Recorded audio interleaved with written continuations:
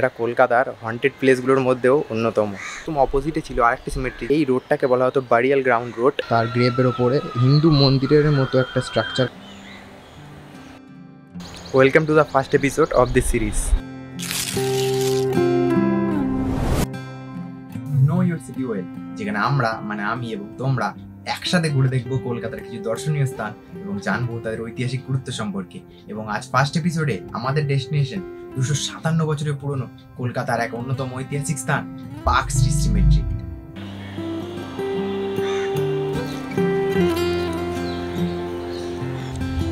Park street symmetry কলকাতার অন্যতম historical place হওয়া সত্ত্বেও সাধারণ মানুষ কিন্তু এখানে আসতে একটু দ্বিধাবোধ করে, কারণ এটা কলকাতার হন্টেড প্লেসগুলোর মধ্যেও অন্যতম।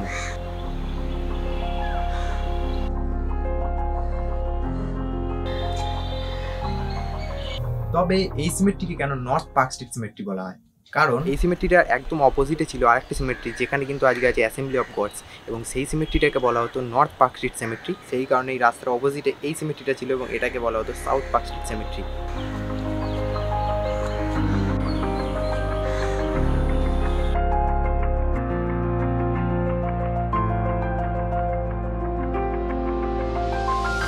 এখানে এতগুলো সিমেট্রি থাকার কারণে কিন্তু এই রোডটাকে বলা হতো বারিয়াল গ্রাউন্ড রোড বা গোরস্থানে যাওয়ার রাস্তা।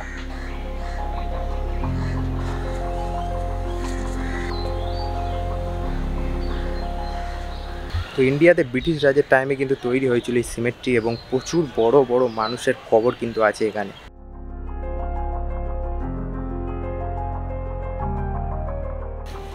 তো 2000 থেকেও বেশি মানুষের কবর কিন্তু আছে এই সিমেট্রিতে।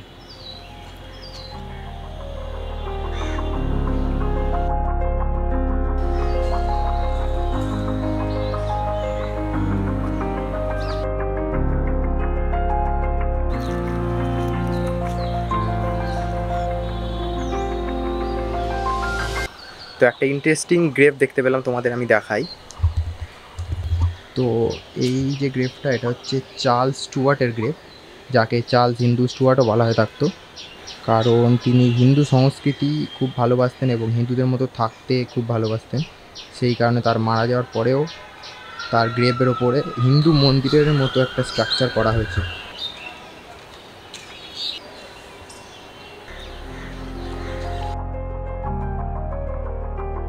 এখন আমি দাঁড়িয়ে আছি হেনরি লুই ভিভিয়ান ডিরোজিওর কবরের সামনে।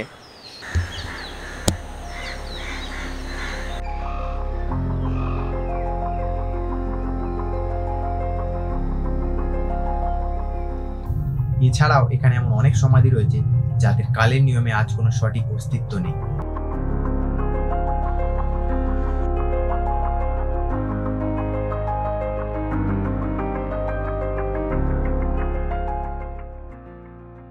সিমেট্রি নিয়ে অনেকে অনেক রকম কথা বলে থাকে, কিন্তু একটা জিনিস যেটা আমি ফিল করেছি সেটা হলো এই সিমেট্রির বাইরে কলকাতার অন্যতম ব্যস্ততর রোড পার্ক স্ট্রিট রোড হওয়া সত্ত্বেও এই সিমেট্রির মধ্যে একটা অদ্ভুত নিস্তব্ধতা ছিল।